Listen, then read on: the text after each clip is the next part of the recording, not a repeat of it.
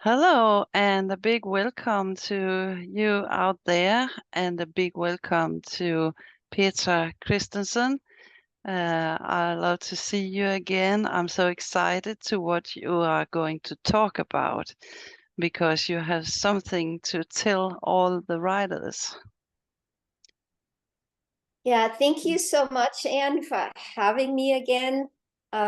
Same here. I'm super excited about talking about the subject because in the horse industry, it's just so normal for people to have scary experiences and accidents. And it doesn't have to be that way. No. Yes, and you are going to tell us a little about that, and we agree so much in this. We were just talking about when I was riding as a little girl. They told me on the riding school that if you're not falling off 100 times, you're not a good rider. And and we were discussing that this is so normal to hear out there, and this is ridiculous. Yeah, it Mm. really is. And it is ridiculous and it is totally normal, right? Everybody, I'm sure, has heard that when I did a little workshop with my students here in the US.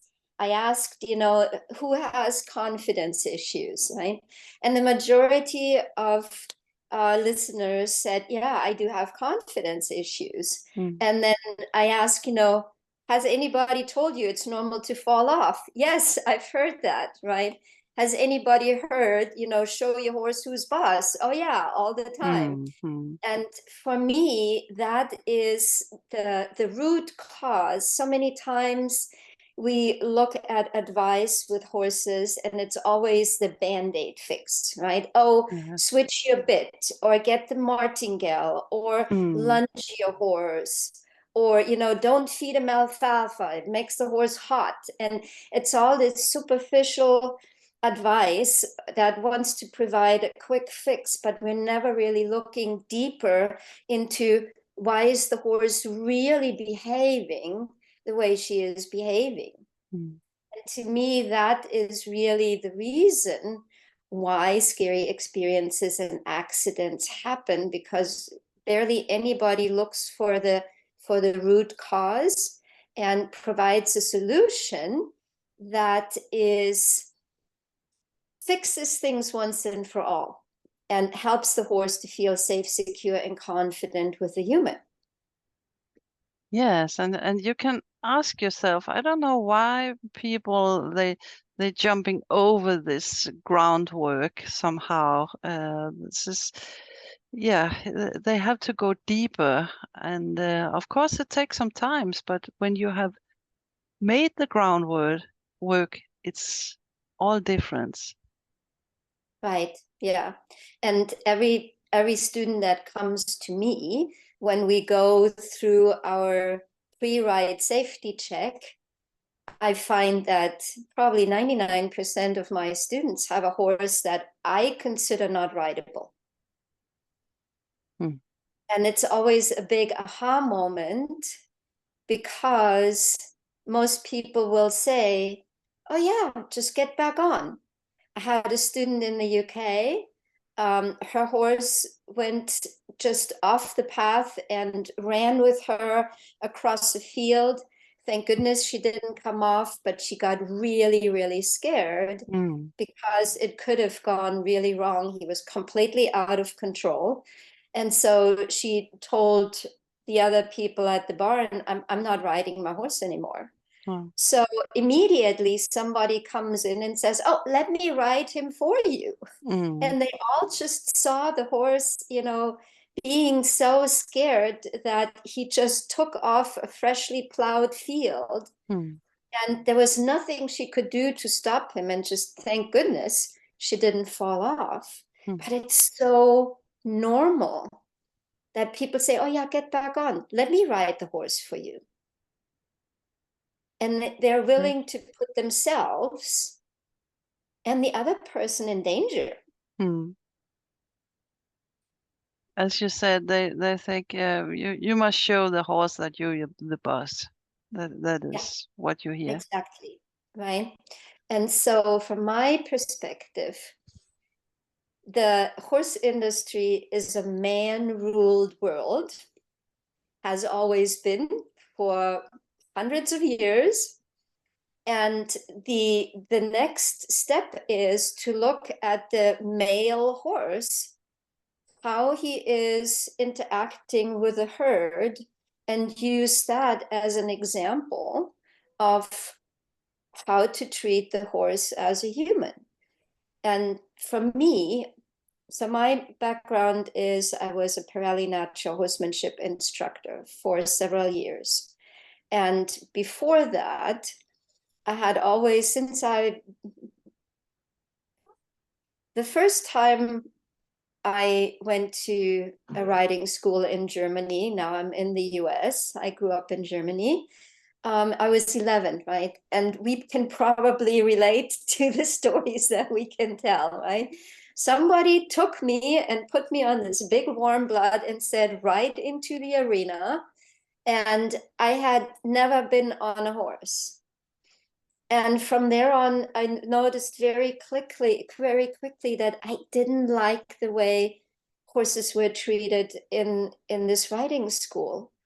And so I found a riding school that I felt, there was a little bit more concern for the animals.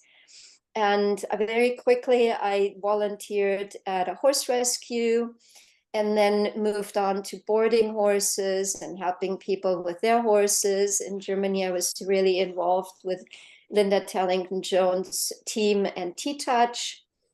And then we came over here to the US, and I had a really scary riding accident. And there were a few reasons why this happened. Number one, I had a neighbor that had the belt buckles and the trophies. She was, a long-standing trainer. She was older than I was. And I thought, she has way more credentials than me, and I need to listen to her. So when Yeah. my horse got afraid and spooked, and I fell off, and every fiber in my body said, don't get back on your horse. That is a bad idea. She said, get back on. Yeah. Don't be a weenie. Show the horse who's boss. Make him do it. And she put me in the round pen with the horse, told me I had to hold the reins short, and I had to work him in the round pen. And my horse reared and bucked, and I flew through the air and hit the ground with my face first, and then I slid a little bit. And when I opened my eyes, the fence post was right in front of me. And in that moment, I realized I could have been paralyzed if I had hit that fence post. I could have died. I've broken my neck.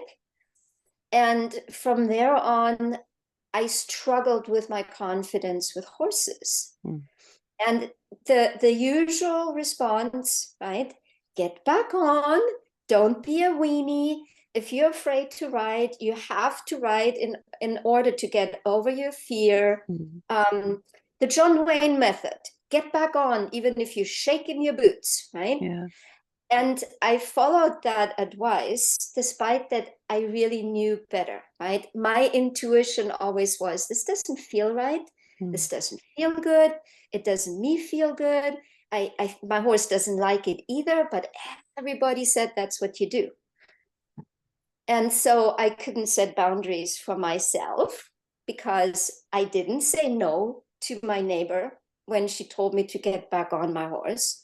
I couldn't set boundaries for my horse because I put my horse in a terrible situation by getting back on.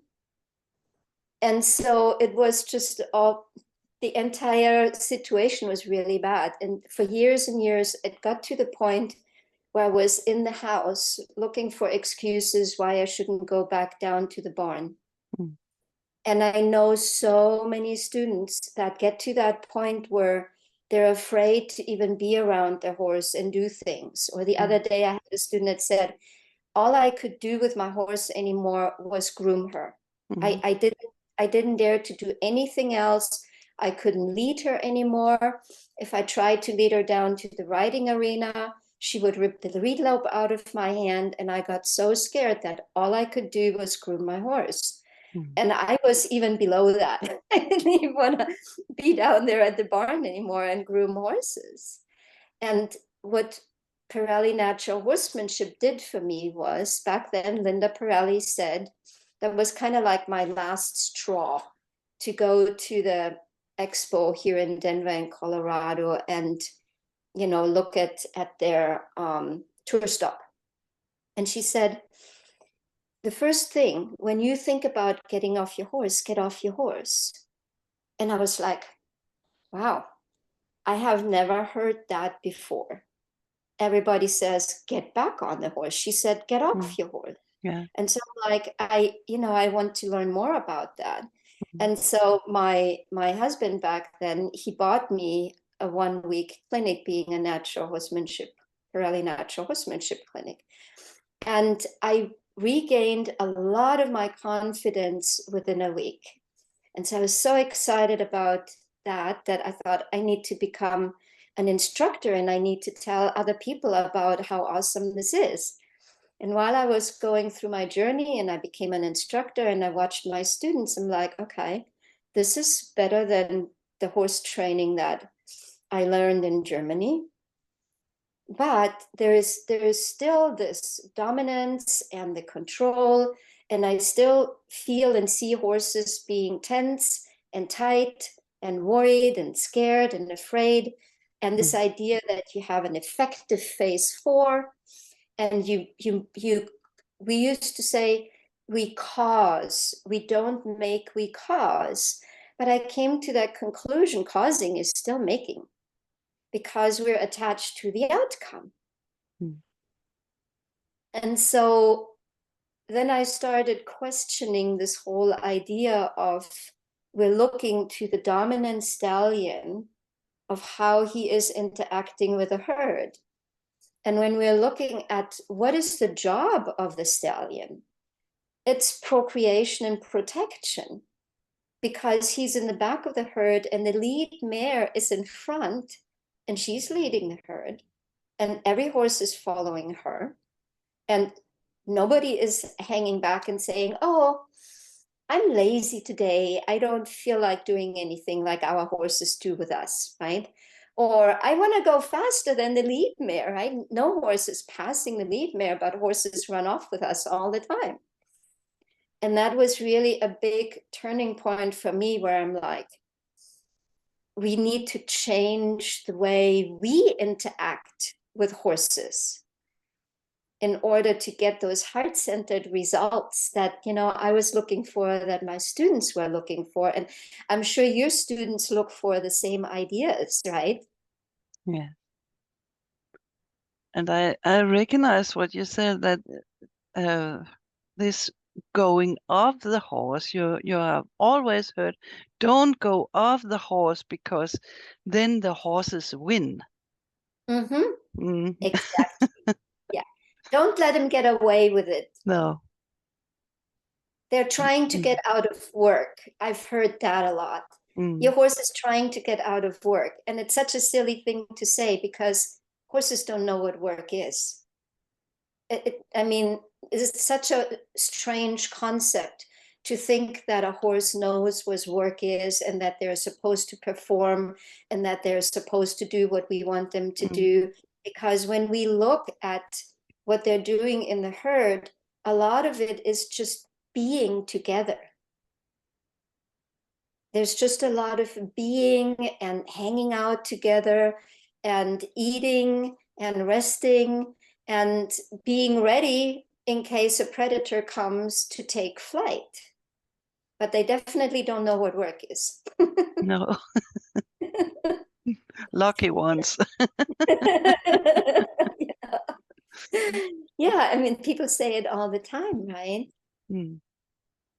And so from there, I was lucky enough to take some time off and just kind of look at, okay, what have I learned so far? And what do I feel is working and what do I feel is not working?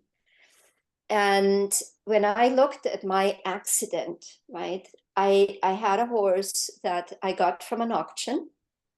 And after I bought him, I realized he had a severe anxiety around saddling.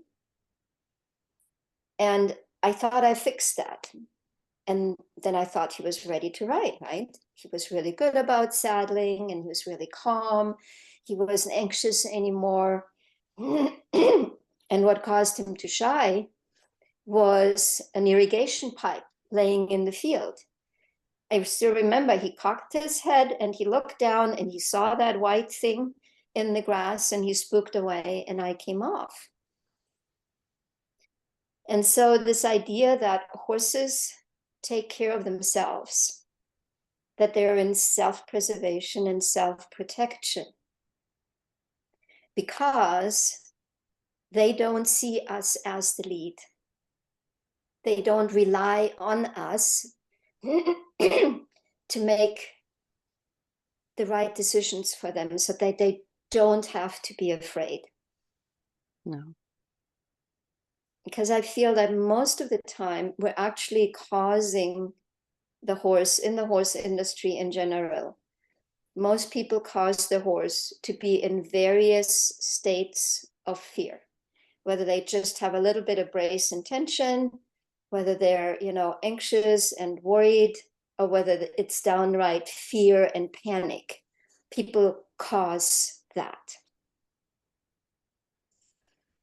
And so how can we not go there, that our horse is afraid and that our horse actually looks for us for guidance?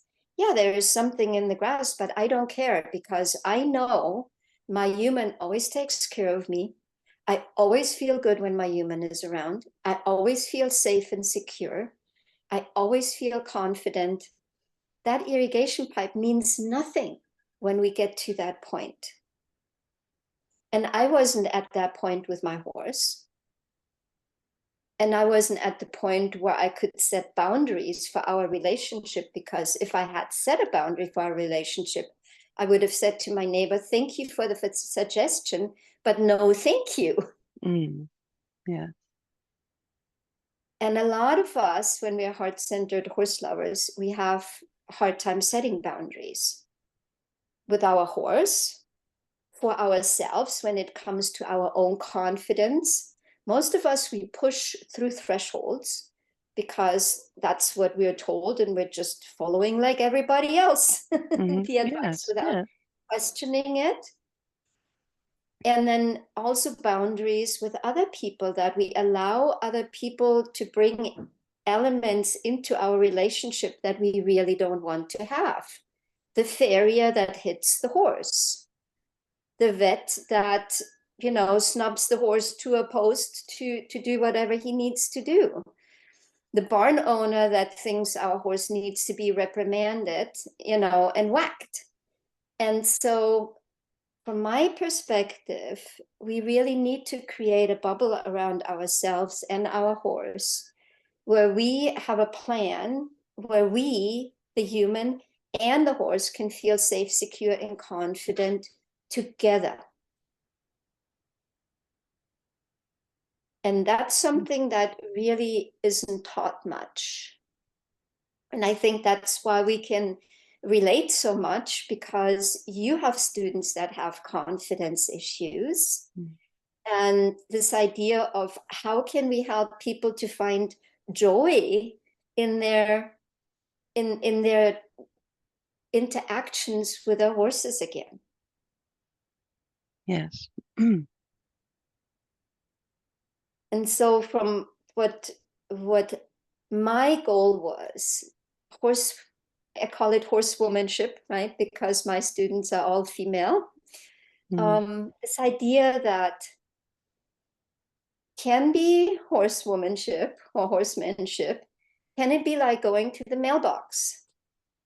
Can I stumble and fall when I go to the mailbox? Yeah, I can, right? There's a possibility, but what are the chances?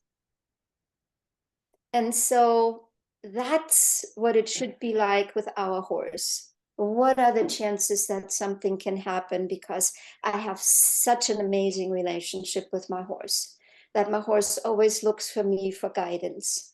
And the dog running around the corner barking doesn't matter. And the plastic bag flying through the air doesn't matter. And the trash truck, rattling down the road doesn't Yeah. matter. And that's where I feel I have come up with 4 key elements that we can show up and emulate the lead mare, right? I mean, we're not horses, right? There are things that we can't do, and our horse is always going to say, you're kind of funky looking horse because you Mm. only have 2 legs, right? And you do And strange no things. ears. No ears. Yeah, where are the ears? Yeah. And where's the tail, right? I Yeah. mean, there is the fact that we are human, but I feel we can emulate the lead mare. And when I look at in the wild how horses interact with each other, the lead mare is the brave one. She goes first. She's not going to stand, at the edge of the river and say, okay, guys, you're going to go through first and I'm going to see how this works out, right? Or you touch this first, right? And then we're going to see how it works. She goes through first and she shows it's possible. And she's often an older mare, right? As we get older, we might not be as physically active or capable, but we have the wisdom and we have the experience. And this idea that she's willing to make benevolent decisions for her herd. And a lot of times what we see in the horse industry, that the human is interested in her goals and her way of wanting to interact with the horse and winning trophies and showing up in fancy riding clothes. And if somebody wants to do that, more power to them, right? But at the same time, we need to look at all of this and say, what's in it for my horse and why would she want to do that? Mhm. And from my perspective, our horses will do all kinds of things for us when they feel safe, secure, and confident with us. And so these 4 key elements, I already started talking about boundaries, right? And so when students come to me in general, I see that the horse doesn't have a clear understanding about our personal space. And one thing that the lead mare does is she honors her personal space, and horses can't just walk in there or push her around or occupy space or demand space. When the lead mare goes into the herd, everybody makes room for her. And I had like a really cool example with a couple of mares at my place. I had a very bossy young gelding that was just a little bit of a menace. And he would go around and aggravate the older horses. And so she was laying down and he started biting her on the legs. And she swished her tail and kind of kicked at him. And he's like, yeah, you don't mean that. And he kept going. And she jumped up and she chased him around my trail system for like 10 minutes. And he had his tail under his legs, and he was running, running, running. And that to me, that is a dominant mare. That is a horse that chases, the other horse around, that is interested in movement. And it's like, don't you dare and ever do that again. And we see that kind of behavior in humans, where they really go after the horse, where they chase the horse around in the round pen, or they make the horse work on the lunge line, or they're saying, you have to make your horse work under saddle in order to make the right thing easy and the wrong thing difficult. And to me, that horse was afraid. Right? He was afraid for his life. He was running, running, running. Yes. And does that happen in the herd? Absolutely. Mm. But that horse is also not the lead mare, because the lead mare isn't dominant. She doesn't go around and chase the other horses around. She's not in the back of the herd. She doesn't round up the herd, right? We're talking a lot about rounding up the herd and cornering horses in the pasture, or the round pen is designed to take choices away from the horse, to control and manipulate the horse, right? It's a tool that we humans use to take choices away from horses and make them move. And so when we come from a perspective of like my other mare, so other gelding, interestingly enough, both of these horses were orphans and were really spoiled by their human. And so he would also go around and aggravate everybody and, chase everybody around. And for the first 3 days that he came into the herd, my mare Cash just ignored him. She didn't even acknowledge that he was there. And then he came over on day 3 and tried to eat from her hay pile. And she reared up and she squealed and she kicked out. She never touched him, but it was so big and so surprising that he was like, never mind, I'm never going to eat from your hay pile again. And to me, this idea that it's surprising, that it's actually fairly light, because she never touched him. But she made a stance. She said, this is my space. Don't you dare and come in here. And so this idea that we can honor our personal space and make our personal space available by invitation, I think is really important. And whether we have a dominant horse, and they by nature constantly argue about space, right? Those are the ones that push with the shoulder into our personal space, or they keep walking forwards and we start walking backwards and making room for our horse, and the horse is cha-ching, point for me. I must be the one that is on top of you in the herd hierarchy. But even I see it with horses that are scared and unconfident. When we honor our personal space, and we don't have to be mean about it, it's just about the clarity in the boundaries. They actually then start to settle down, and they start to look for us for guidance, because that feels safe to them. It's very clear. And we're coming from consistency, right? It's always the same. It's not like one day I set boundaries and then the next day I had trouble at work and I'm tired and I'm like, oh, I don't want to deal with that today. We can't do that. We have to have that clarity. We have to have the consistency. And then certainty happens. And certainty to me is, I know what's going to happen next. And that helps us with our horse then finding connection with us. That helps us with our horse being cooperative.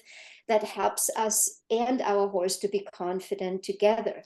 And we need to do the same thing with ourselves, with our thresholds, and with other people. And to me, that is like that first thing. And that starts on approach that happens during feeding, haltering, leading, picking feet, grooming, all those everyday tasks. We can say, yeah, I'm happy to share my space with you.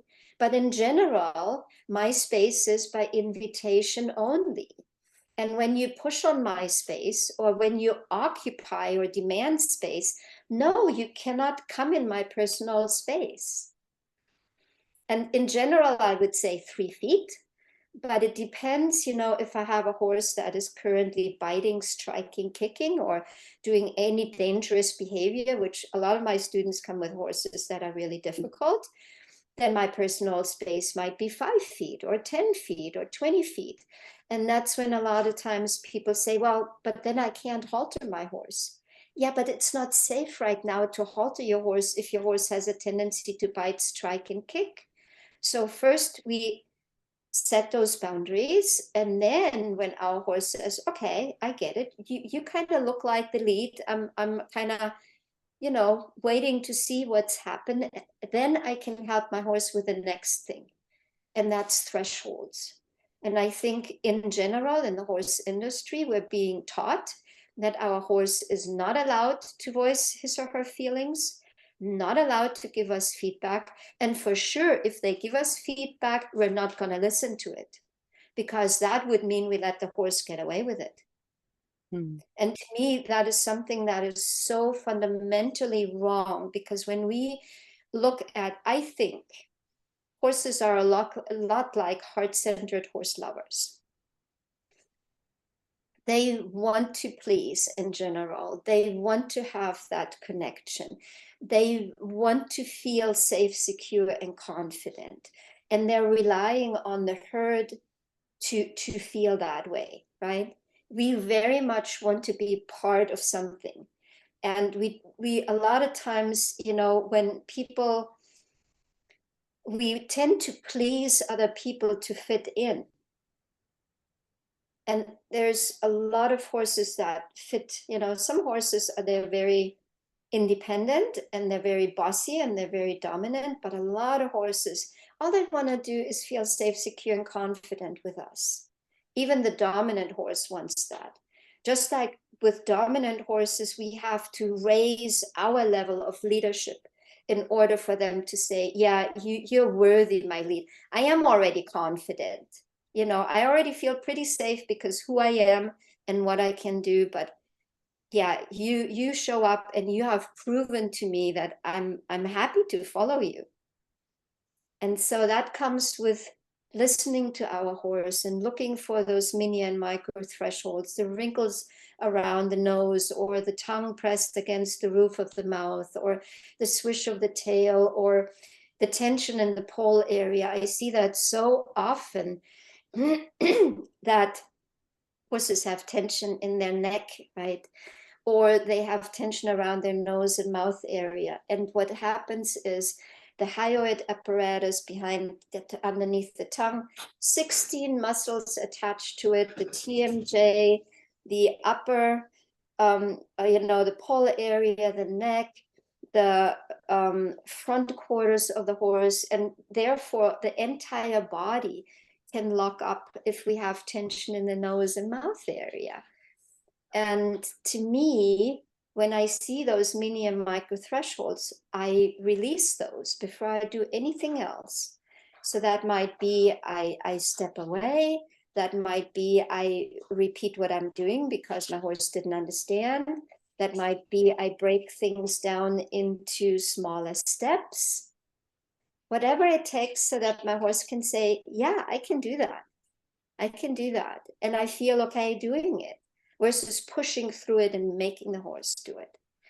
And then the next thing is the idea that when we do this, our horse can start to find relaxation.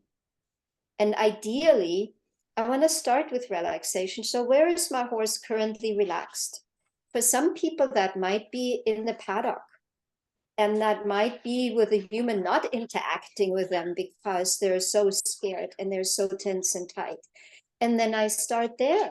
A lot of my students start in the paddock. They just first sit with a horse or stand with a horse, and then they start to mirror their horse. And then we can start to have a conversation and introduce ideas. But every time my horse loses relaxation, every time I see brace or tension or stress or anxiety or fear in my horse, I'm like, okay, what do I need to do so my horse can find relaxation again? That might be I'm in an environment that my horse doesn't trust me yet, right? So if I'm going out on the trail ride and my horse starts to become unconfident, where can I go that my horse feels confident again? Is that with the other horses? Is that back at the trailer? Should I have never left the property because my horse wasn't ready to do so yet? I had a student in Croatia. She sent me a message and she said, so my horse doesn't want to leave the property.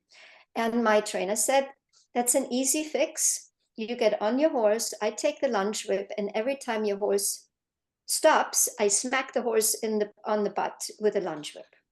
And she ended up her email, she said, do you think that is a good idea? Oh, Right? God. And I'm like, absolutely not. So here we have a horse that doesn't want to go forward. Mm. And now we have the riding instructor with a crop behind the horse, whacking the horse. What is the horse going to do? The horse is going to go up because she doesn't want to go forward, right? So either she's going to go up or she's going to turn around and run off. And so I love doing the figure eight exercise. This idea that where's my horse confident? Maybe that's right in front of the barn, right? So I have a cone there. And then where's my horse thinking, oh, this might not be okay anymore. So in her case, it was the gate that the horse had to go through to go out on the road, where the horse started to say, oh, I'm not okay anymore. I don't think I want to go out there. So we put a cone a little bit before that, and then she started walking her horse in a figure eight. So she was moving away from the place of comfort and confidence. But then the second cone, she turned back to the area of comfort and confidence. And pretty soon the horse was like, oh, all I have to do is go to the second cone, and then I get to go back where I feel confident. And you do an inside turn, you do an outside turn, you have a little bit of a space conversation there because you want your horse to honor your personal space as you're walking with him. And pretty soon your horse is walking with you that figure eight. So then we're taking that cone and we're putting it, a meter down the road, and we're doing the same thing again. And so within 3 weeks, without any whacking the horse or causing potentially a scary experience for horse and rider, even an accident, because I could see that that was very much a situation where she could have fallen off and hurt herself. Within 3 weeks, she was going out on the trail by herself with her horse, and the horse was totally confident. And it's that willingness to spend a little bit of extra time, but then have a result that we have that result, right? It's not just, oh, we put a little band-aid on it and we put a martingale on the horse and we hold our reins short and we make circles that our horse can go anywhere and we do half halts and we disengage the hind end. None of that. We have a long, loose rein and our horse is confidently moving out because we have proven that we are worthy of being the lead because we listen to our horse. And so always going back to that relaxation, I call that the triple X relaxation strategy.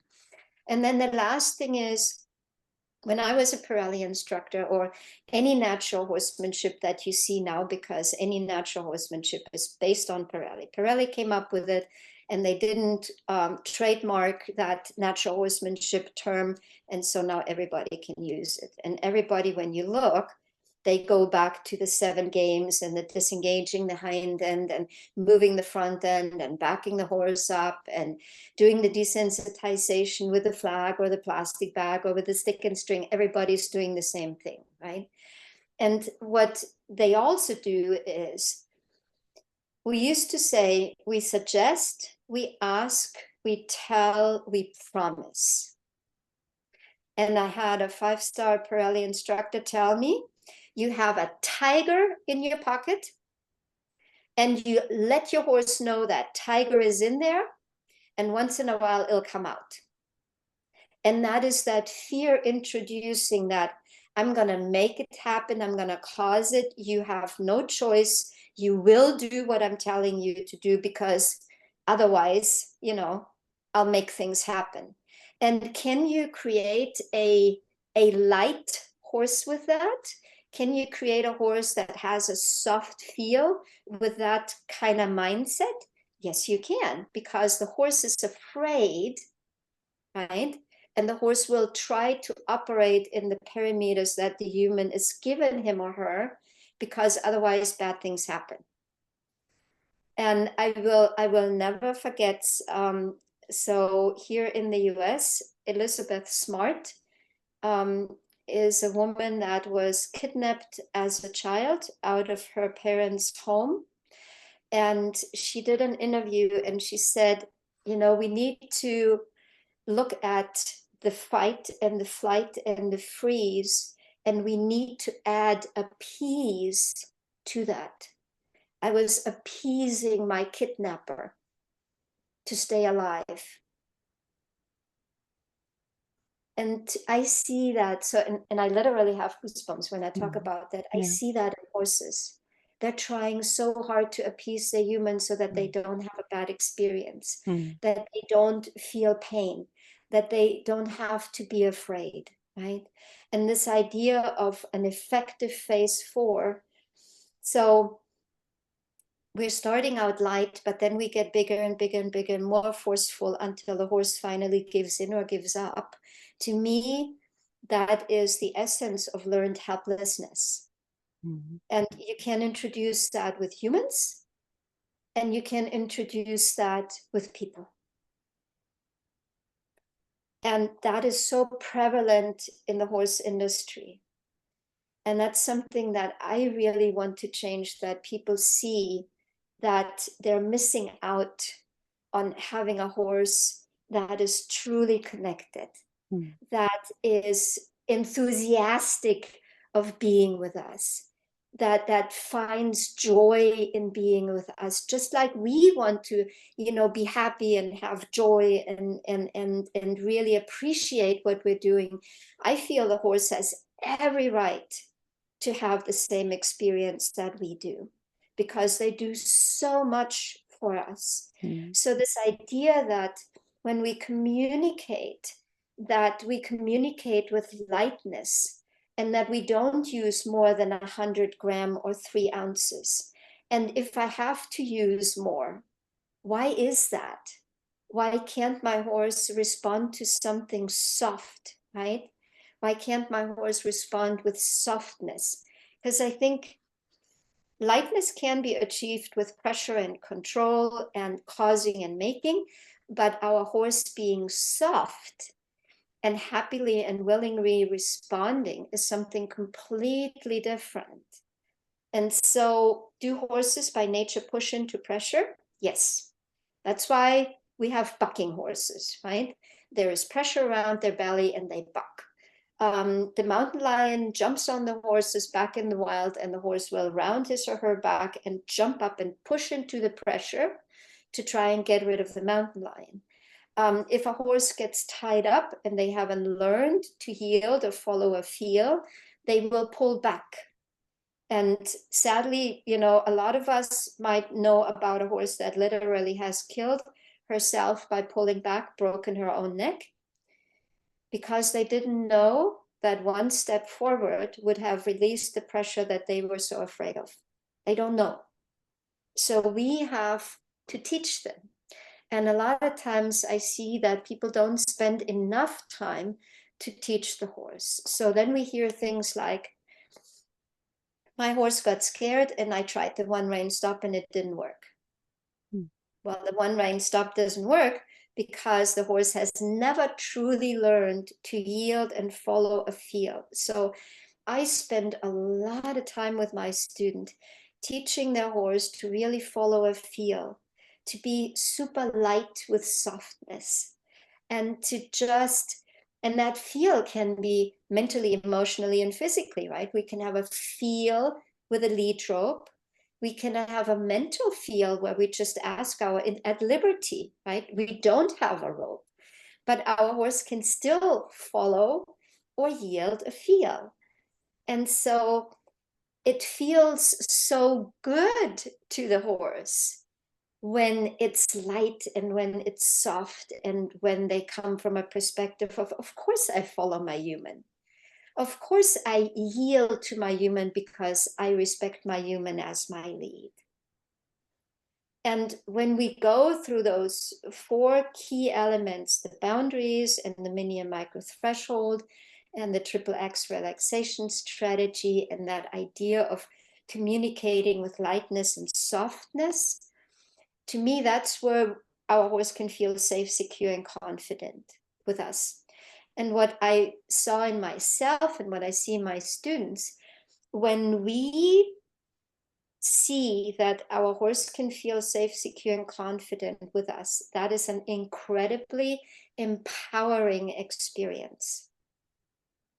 And that in turn then helps us to feel safe, secure, and confident. So if right now somebody who's listening is not confident, but we're looking at what can you do with your horse right now to help your horse feel safe, secure, and confident with you. That is that reciprocity that comes right back to us, where we gain another level of confidence.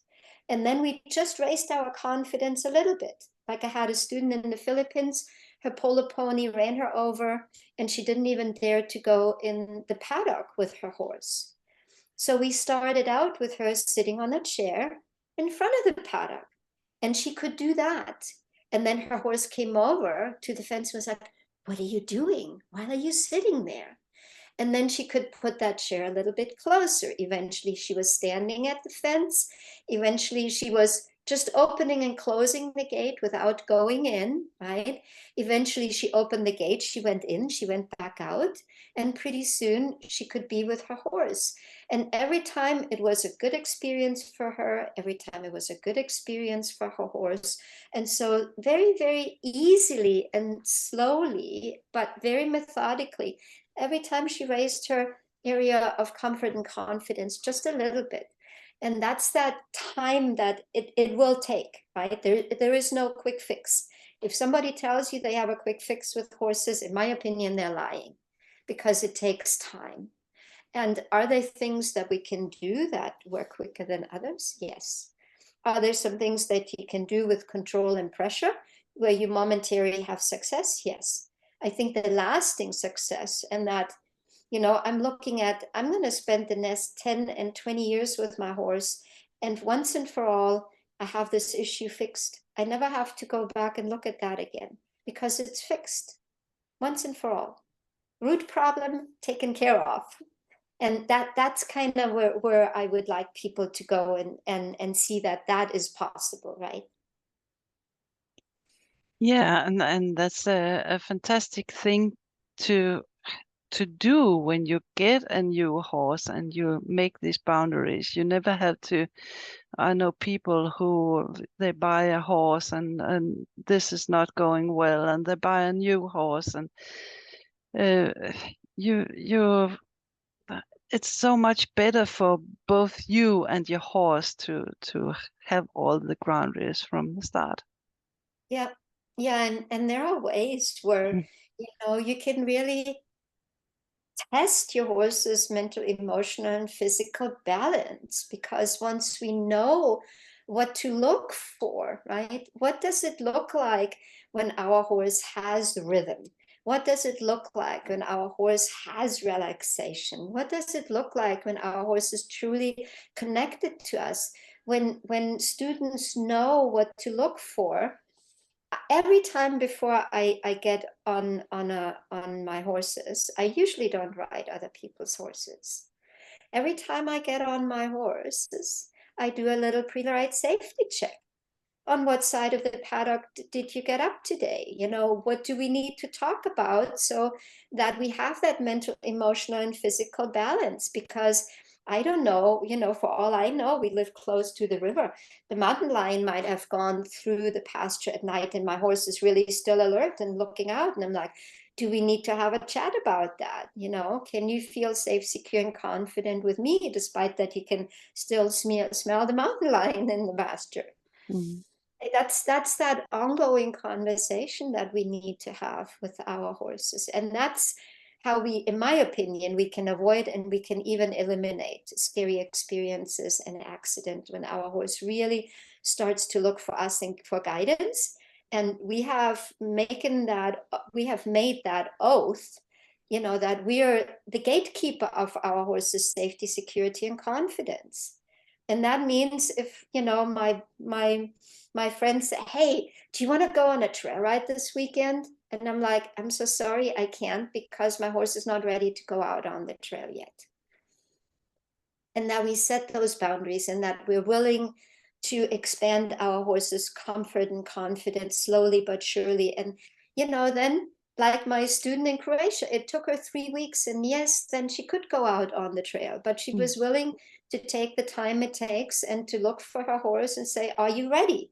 Do your feelings and your feedback matter? Are you ready to go out on the trail with me?" But what are 3 weeks? Uh, Exactly. it Yeah. takes 6 weeks for a broken leg when the accident is coming. So true, right? And when Yeah. we have a scary, like, it was years from me after my accident. It happened about 20 years ago. And it was years and years of agony. And I have lots of, and I'm sure you can relate to that, that students come that had years of agony and they're like, I'm on the verge of giving up on. My husband tells me I need to sell my horse because I'm not riding. How many times have we heard that? A Right? lot, a lot. Yeah, right? Because Yeah.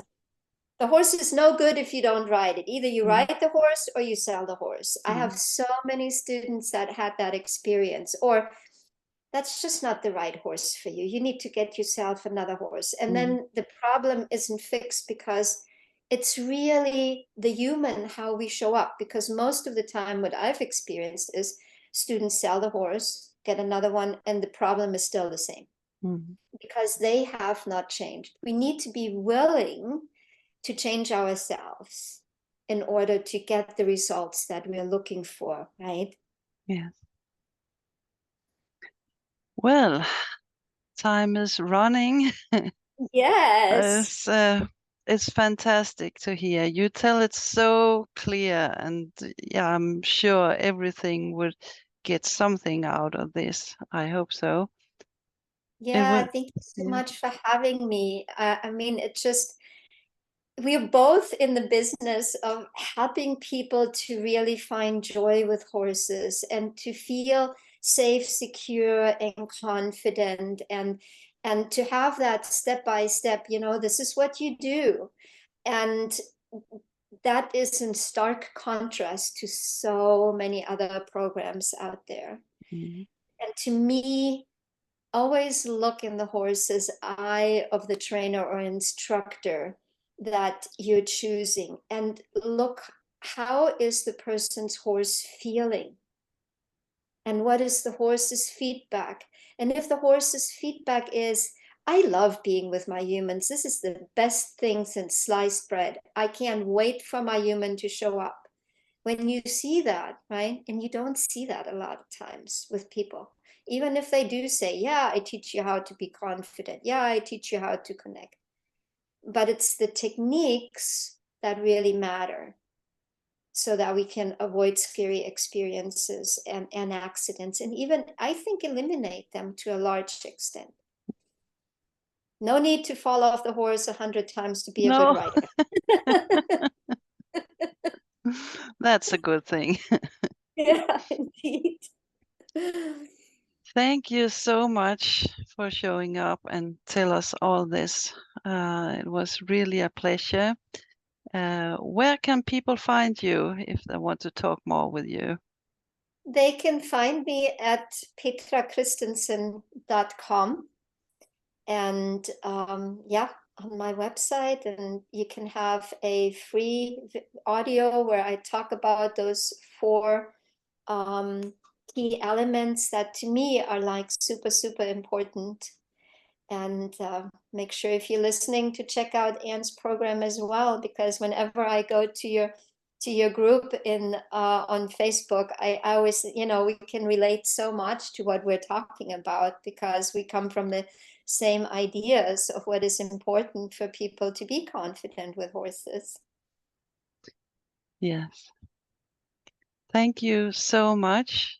And thank you for listen and see us today. And I hope you will subscribe to this podcast because we are going on with all these wonderful human who do things for horses. So thank you so much for today. Thank you for coming, Petra. Thank you so much. Thank you so much for everybody for listening. Bye now. Bye.